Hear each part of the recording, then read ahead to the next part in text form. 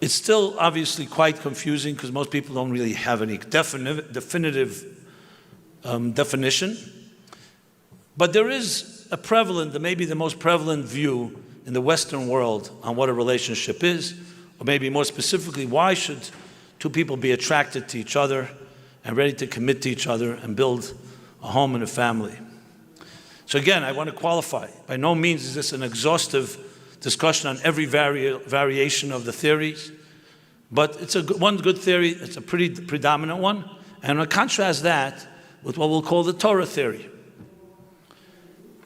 And I'm not here to make a case for one or the other. I think it'll be pretty obvious what resonates. So the first model, I'll call it the Darwinian Freudian model.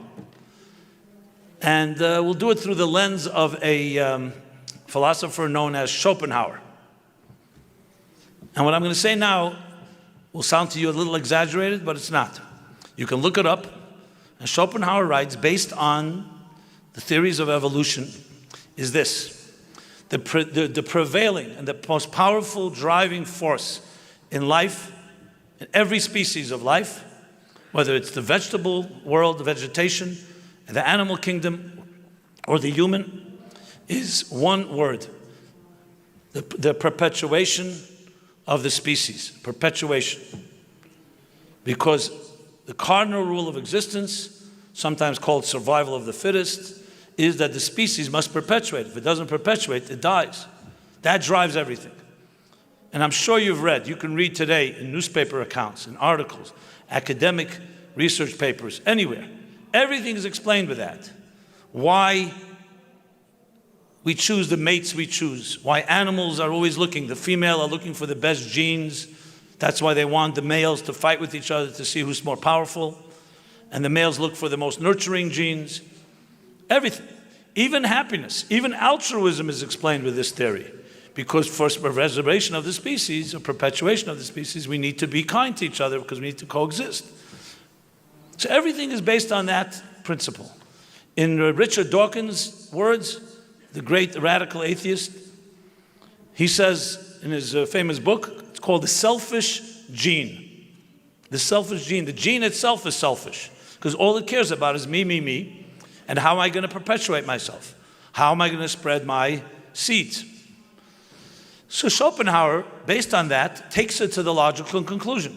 He says, okay, if that's the driving force, so let's get rid of all the smoke screens, and as unpopular and uncomfortable it may be, a relationship is actually a myth. It's all about getting male and female together to breed so the species can continue. And animals have it right. They do it efficiently, and that. Human beings have evolved into mutations, that's what he calls it, and it's a mistake of evolution. It turned into something that it should never have become. A whole process called courtship and romance. You know, by elephants or other animals, they don't need to say, hey, you want a drink? Or let's hang out, let's go to a museum, a movie, and all that, how much money has to be spent, and all the aggravations and all that. Is she interested in me? Is he interested in me? You know, the whole thing. They do what they have to do. They go through certain maneuvers, and that's it. Very efficient. The human race, we've turned this into a whole thing. Trillions of dollars. And the illusion, in his words, an illusion that we really care for each other. He says that's evolutionary trick to get two people basically to breed. And it became very inefficient because humans, their minds evolved too quickly. Their pride, they can't accept that there's just two bacteria mating. And they've turned it into a whole thing. And romance and flowers. Like that ad, that city, what is it, one of these credit card ads, where you see a woman gets a bouquet of flowers, and on top it says she's thinking, was it love or was it the miles? You know? So it's the whole process, and you all know everybody goes through it. And he basically says, let's shatter this illusion called romance and courtship, because that's not what it is. It's basically the species needs to perpetuate, and humans who are mutations have distorted the whole picture. Now, I'm sure you would agree, not very romantic. You probably don't want to say this at a date. It's not a great pickup line. Hey, you want to breed? You know? But that's essentially what he writes. And obviously, as he makes it clear, no one's going to advertise this, because humans, that's exactly the point. They don't accept this version. But it is the prevalent theory, and you ask scientists, they will say exactly right. But again, it's not popular to put it this way, so it's packaged a little differently. It's packaged differently. Okay, that's one model. Let's talk about the Torah model now. The Torah model, like that stark contrast, complete contrast, says it in a few succinct sentences in the beginning of the Bible, the beginning of the Torah. And what does it say? That God wants to create an entity, a creature, in God's image, Tselem Elokim. And then the verse continues. So God created Zachar Nekeva Bara Isam. Male and female, he created them. And then, so initially they're like androgynous creature, male, female. And then God split them into two, male, female. And this is the secret to sexual attraction and love. That they're drawn to each other. They leave their families and their homes. They're drawn to each other to reconnect to the other half, so to speak, so they can reconnect with a divine image, which is only possible when male and female join together as one flesh. And then, as an addition, completely unrelated to this first point, God bless them, they shall have children. That this sacred union will bear children. So, completely antithetical to the familiar stereotype that Jews are all about having children. It's the exact opposite. That's the evolutionary theory. It's all about perpetuation of the species. In Jewish thinking, in Torah thinking, love is an end in itself. The mere fact that two people join together is the most divine act we can do. Love is the kiss of God. And the embrace of male and female is the embrace of what we call soulmates, to reconnect to that higher unity. And there's serious and far-reaching implications of these two models, which I'll address in a moment. But think of this model. You tell me what resonates. Now, I know I'm biased. Obviously, I'm coming from the second model world. But you check it out yourselves, and it's pretty obvious what resonates, what we'd like to embrace. I can't prove that Model 2 is better than Model 1 in a scientific way, but it sure feels better, and it sure makes our relationships far more meaningful. And I would be very uncomfortable to have to tell my children that, hey, we're just breeding, and I don't really love you. It's just a perpetuation of a species. I don't even think, and we all would agree that it's not even healthy. So that alone tells you if it's not healthy, then maybe it's not real, if that's the attitude. So here we have two models, and here are the implications. Model number one, the key thing is, it's all selfish. It's all about me. Model number two, it's the exact opposite. It's all about you, because it's transcendence. I can't become greater than myself if I just perpetuate myself. But if I have another part, and both of us together need each other, and both of us complement each other, and both of us connect to a higher transcendent reality, only when we're joined together, then it's about me becoming greater than myself. It's a very different reaction, very different way of looking at love. Love is about giving, about learning to become greater than yourself, not becoming more of yourself. That's one key difference. And there are others as well. So you will probably remember the book, Men Are From Mars, Women Are From Venus. Very popular. Everyone laughed. So many resonating little anecdotes. But it also had a lot of stereotypes. It was a little too entertaining for my personal taste. But there was another book later written, and I recommend it. It's by Deborah Tannen. It's a series of books, actually. How Men and Women Communicate. Men and Women Talk. It's a lot, that really a different level. So I'll just share with you one thing, which is very interesting. So here's a hypothetical scenario. It's not so hypothetical, as you'll soon see. And based on your laughter, we'll know how it accurately portrays the reality. So a husband comes home from work, hard day's work, comes home, and his wife says, so, honey, how was your day? The response, monosyllabic, good. It was good. Anything else? No, it was good. exactly what he said yesterday and 2 days ago and 2 years ago, since they began their marriage almost, except, I guess, from after the honeymoon. Good. Then he asks her, and what about you, my love? How was your day? And she starts going on to all the details, how she put this one in place, and she finally stood up for herself, this, coffee break, tea break, and all that. Every detail. And of course, the more she shares, the more he's dispensing unsolicited advice. Because he thinks if she's sharing, that means she wants my advice. And I told you should have always put him in his place, whatever it is, I see only the women are laughing at that. Okay. Good. And they go out to dinner. It's not over. It gets more exciting. They go out to dinner with friends, another couple. And at dinner, suddenly he comes alive. He starts talking about all his conquests and all his successes that day, and how he made this move and this sale, and it goes on bragging about everything that he accomplished that day. The more he's bragging and the more the other couple is impressed, the quieter his wife becomes and the angrier she becomes. And he keeps going on and on till a point where everybody sees the deafening silence of his spouse is very clear, very loud. You ever deal with the silence of your spouse, of a woman? What do you think is worse, a tantrum or is it silence?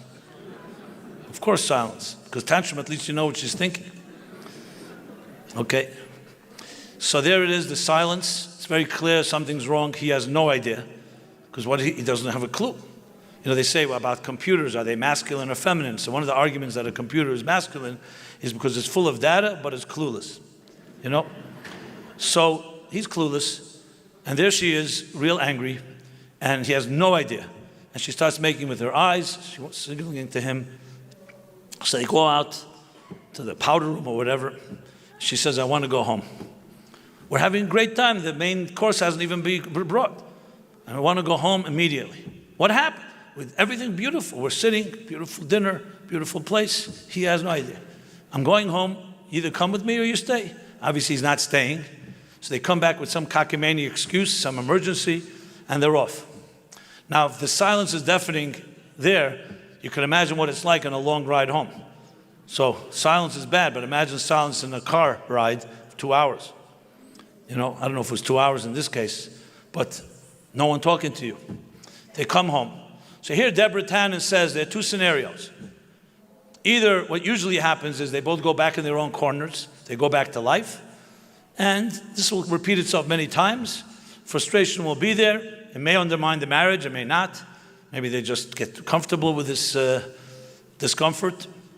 Or what should happen, and what could happen, is that they actually talk about it. And what would she say?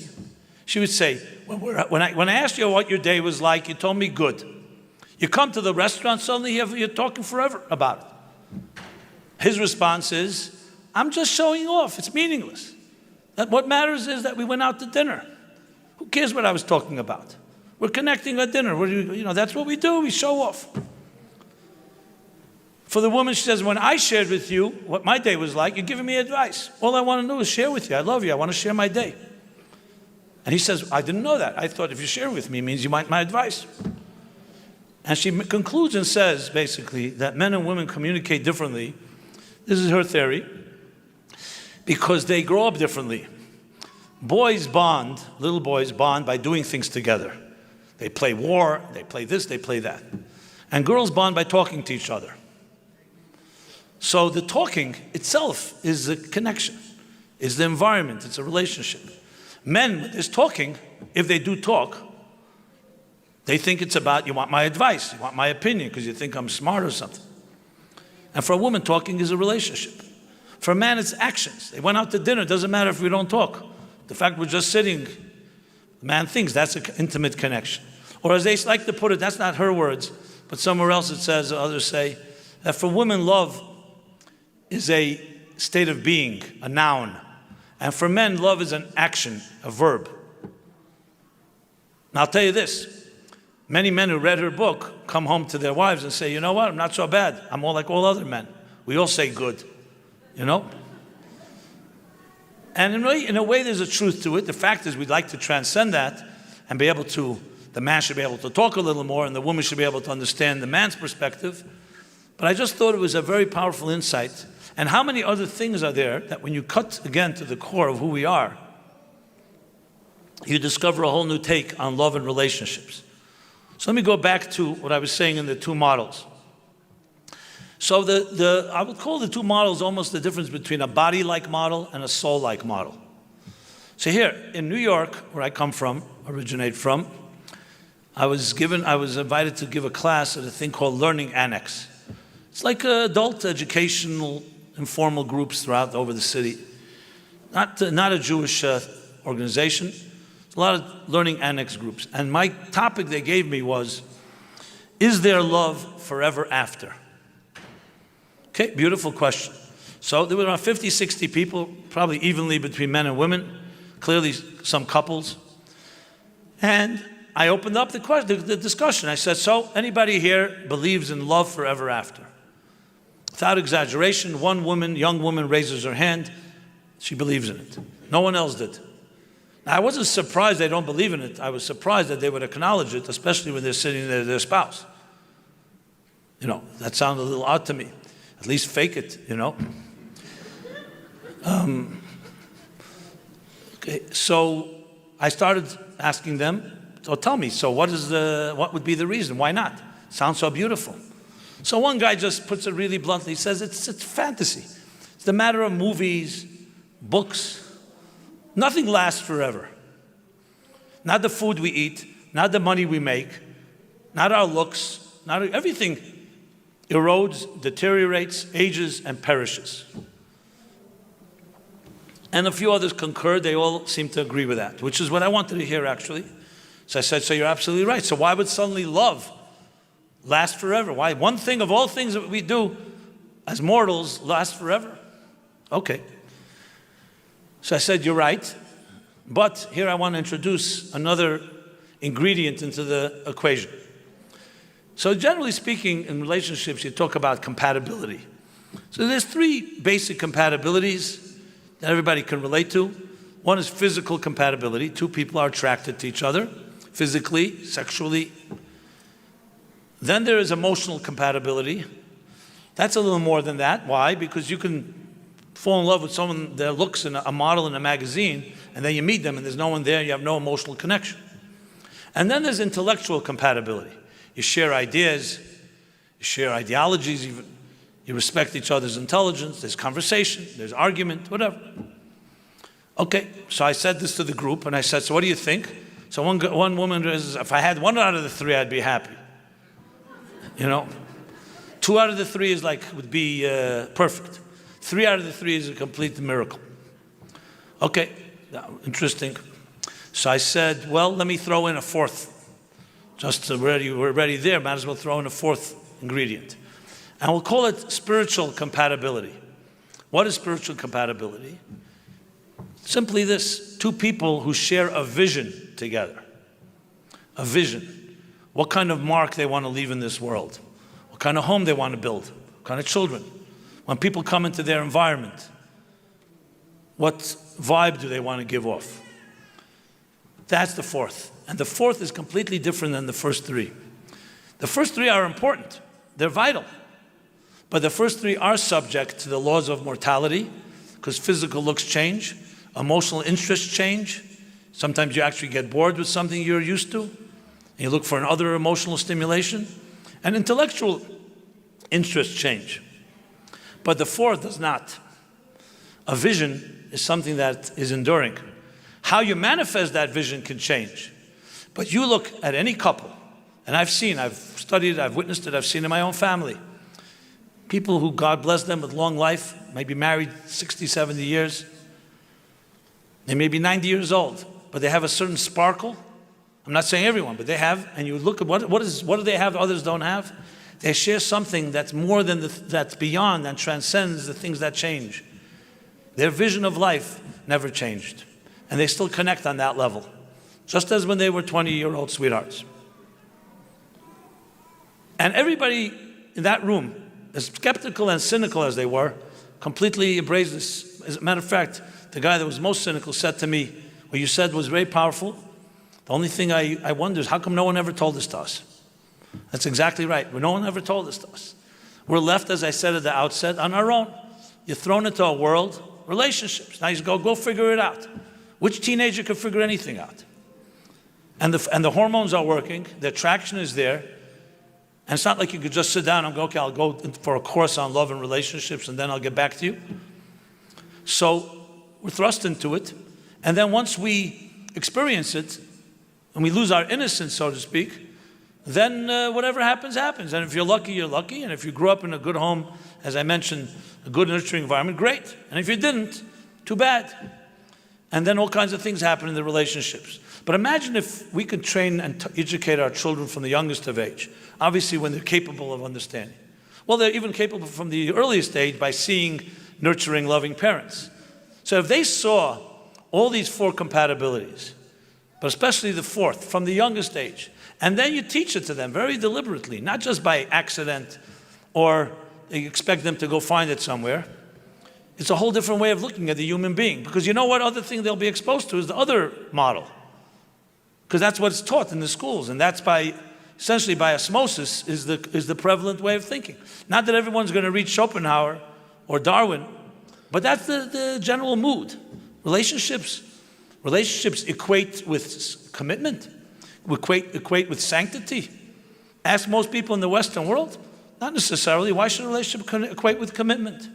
Maybe just about mutual sexual pleasure, which maybe is not exactly Schopenhauer's words, but basically it comes down to me, and that's when it's over with. Why should I be committed? I know a guy, he came to me so proud, he says, I finally mastered a relationship where I have no commitment. So I said, really, that's very admirable. What does she think about it? She says she doesn't know yet, Okay, beautiful. Now I understand if there's commitment and nothing else, you need to have the other compatibility. But at the end of the day, what Judaism really teaches us is an unbelievable gift. It's not even a religious concept. Is that love is more than you. Is that something so frightening? Yeah, if you're a selfish narcissist and it's all about me, that can be frightening. The guy goes on a date with a young woman, and for 2 hours he's talking about himself. He's talking about himself, and then after 2 hours, she waits patiently, and then he says, okay, enough about me. Now, what do you think about me? Okay? So there you have two levels of narcissism. The first one, he talks about himself, and then this narcissist thinks he's actually being benevolent because he's giving her equal time to talk about him. Didn't even consider that maybe there's another person here. So yes, some people, frankly, are trained that way, or they maybe by default, and they've just gotten spoiled. But then you hear the concept, especially when you're younger and impressionable, that a relationship is the only way you can really transcend yourself, a place you can reach God, you can reach higher purpose, values that are beyond you, a way you can get beyond your subjectivity because you have another person with a different opinion, a different personality. And there's also the other compatibilities that work together. It's very refreshing, extremely refreshing. And it's not something that has to necessarily in any way count. It's not like saying, oh, you're a religious person, that's how you believe it. I don't look at it that way at all. I think it's the most important psychological insight that our world needs to hear. And that's the Torah's view. So the message and the formula, of course, is this, that if you are able to look at your life from the eyes of the soul instead of the eyes of the body, that's the key. And that begins at the earliest possible age. But it's never too late, because we can be adults. And even if we have distorted views, and we all have some, including myself, but when you look at it, you learn things. When you look at it from the Torah point of view, you discover that a relationship has that sanctity. And commitment is not just a side effect. It's not like, who said it? Marilyn Monroe. I'm not sure exactly why I would quote her in this context, but why not? So she said, so what did she say? She said that women have sex in order to marry, and men marry in order to have sex. Okay, great. That fits into model number one, obviously. From a Torah point of view, commitment is not a dirty word. Commitment is the natural outgrowth of transcendence. You committed to something greater than yourself. And it happens to take the shape of your partner, your spouse, and also the other way around. And none of you are more than the other. Everyone complements, and both together connect to a greater reality, what we call God, the image of God.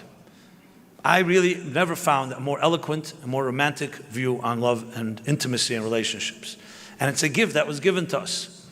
And in many ways, it almost demystifies the mystery. Because at the end of the day, sexuality, intimacy, love is a mystery. But now you realize why it's a mystery, because it's exactly that. It's godlike. It's not man-made. Things that are man-made are not mysteries. You can pretty much figure it out because men created it. Human beings created it. This indeed is a divine creation. Only a God could have come up with such a thing. To put two people together, strangers, and expect them to love each other, as different as they may be. But he gave them a gift, God, and that is the power of your soul to transcend yourself. And that is the key. Then any argument that comes up, I'm not saying arguments won't happen, and there'll be many tensions, but there's something to work with. I'll give you an example. When I sometimes counsel couples getting married, and even secular couples, who want to have some sense of what a Jewish marriage is like. So I give them the basics, what a Jewish the structure of a Jewish marriage is: Shabbat, kashrut, mikvah, sanctity to sexuality. And everyone grows in their own way, but at least have an awareness that marriage is more than just a contract. There's a sanctity to it. And I always suggest, completely optional, I said, now you're going into a new relationship, a new marriage, a new beginning. Why don't you take upon yourself a few commitments? Like what? Every, let's say Thursday or Friday, whenever you like, an hour a week, study something together, something you enjoy. It could be something from the Torah, it could be something spiritual, anything that really you enjoy, but you commit to study together. And maybe once a month, host something in your home that is like an event, have a speaker, or just friends together. It's a nice, warm evening. A couple who I suggested this a few years ago, called me a few years after their marriage, and they told me they want to share something with me. They said, our marriage, after a while, we loved each other, but it went south, went bad. He was too busy, she was involved in her things, and they grew apart to the point they were literally at the stage of divorce. But the only thing they maintained, they didn't even speak to each other. But since they made the commitment that on Thursday evenings they would learn together, that's what they did. All week was silence. They all found different things to do. They didn't even see each other. But Thursday they would get together because they made the commitment. They said that commitment we made Thursday was what saved our marriage, and based on that we rebuilt it. What happened? That one thing they did was not about them. They made a commitment, something that wasn't about them. It wasn't we go to a nice restaurant, we're going to enjoy company.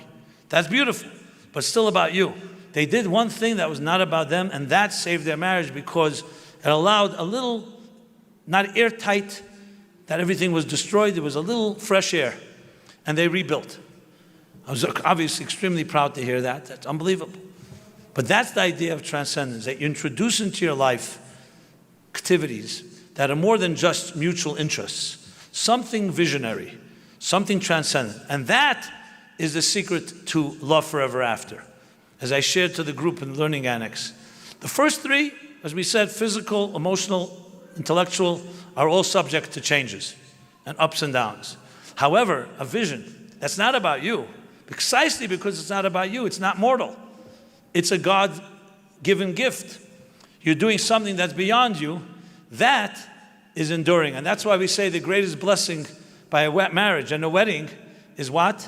A binyan adei ad. To build an eternal edifice. And you say twice eternal. Binyan is edifice, a structure, a building.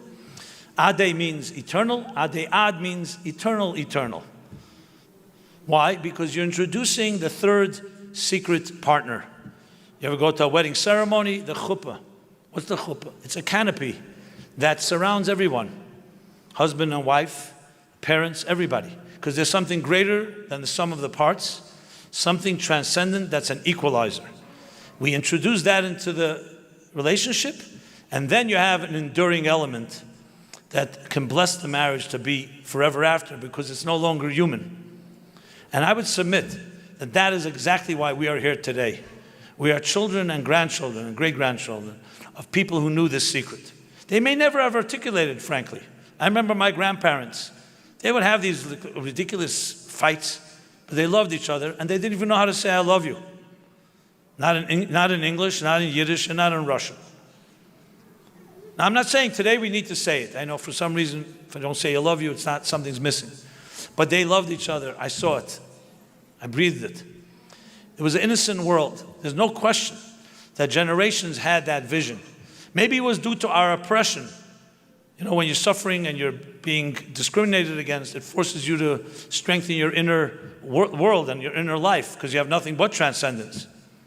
Today it's more challenging because we have too much leisure, which is a blessing. We have a lot of comforts. And comforts tend to cause people to wander and forget, and is not a good ingredient to crystallizing your value system. I don't know South Africa that well, but in the United States, America, you ask young people, tell me, what are you ready to fight for? What are you ready to die for? I don't mean physically die for. They'll usually tell you either a video game or sports or something like that. They won't even consider the option, some transcendent vision about life. It's not something you're trained to think about. A fight for money. I want to be really rich. Why? I could do everything. I mean, it's almost primitive if you think about it.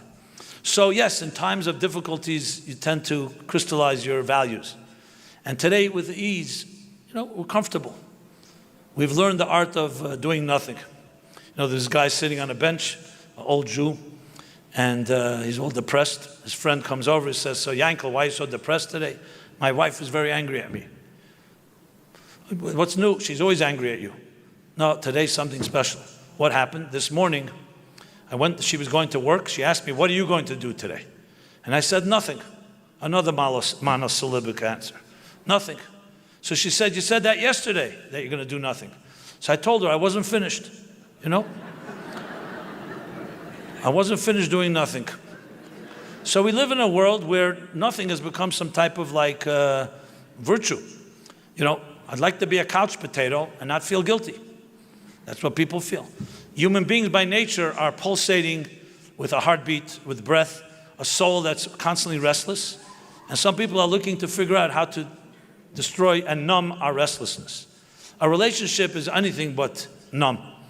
It's all about restlessness. But a healthy tension, a healthy angst, if it gets too extreme, obviously that's not healthy either. But you need a certain give and take in life. That's what that's what brings out the best in us. So, my friends, we have, thank God, a formula that's thousands of years old.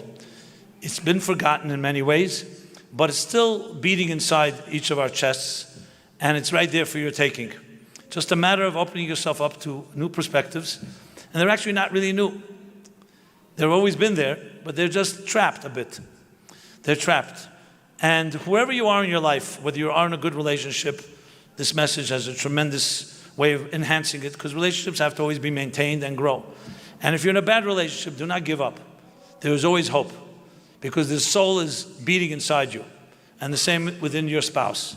You have to maybe have a third party to help get beyond the immediate and try to reintroduce or introduce for the first time the transcendent, that fourth level of compatibility. Everybody, by birthright, has a right to have a vision and is capable of finding one. It's not as complicated as you think. What's complicated is our routines. We're used to things. So we're into patterns and habits, and it's hard to break out of a routine, even if it's an unhealthy one and even if it's a destructive one. So that's the effort you have to break through. Those of you that have never been in a relationship yet or you're looking for, so I extend my blessing to all of you actually. Those that have one should only enhance it and become the healthiest type of thriving relationship. And those that have to find their soulmate, it should be done with the least amount of aggravation. And I want to conclude, because I've written so much about this, and I know a talk is only a talk, you can only say that much. If you want more on this topic, Check out my book, Torah, Meaningful Life. I was just told as I was walking in here that the books have arrived here in Johannesburg at the Kollel bookstore. Is there such a thing here? I think that's what they said. I think available today or tomorrow. Or you can find it online. And also, please visit my website, meaningfullife.com. Very easy, meaningfullife.com/live. And you can find a whole bunch of, prepared a bunch of free materials and subscriptions that you can take advantage of. And please see me, even though I come from another part of the world, we're one family. Souls are connected. Bodies separate us. And for me, it's the greatest honor to be able to intersect with the journey of other people's souls. It's been very gratifying to be here for that reason. That's how I always look at things, that every community has its powers, and to meet new people or people I know, and just have that majestic synergy of different ways of looking at things, and yet we're all part of one larger picture. That's a vision way of looking at life. It's been a great pleasure and honor, so I want to thank you all for that. And as I said, I hope that each of you find your spiritual destiny and find the person to share that journey with you, and realize there's much more to life than the immediate instant gratification, that you have a great, great mission and a great, indispensable contribution to make to this thing called the history and the story of life. Thank you very much.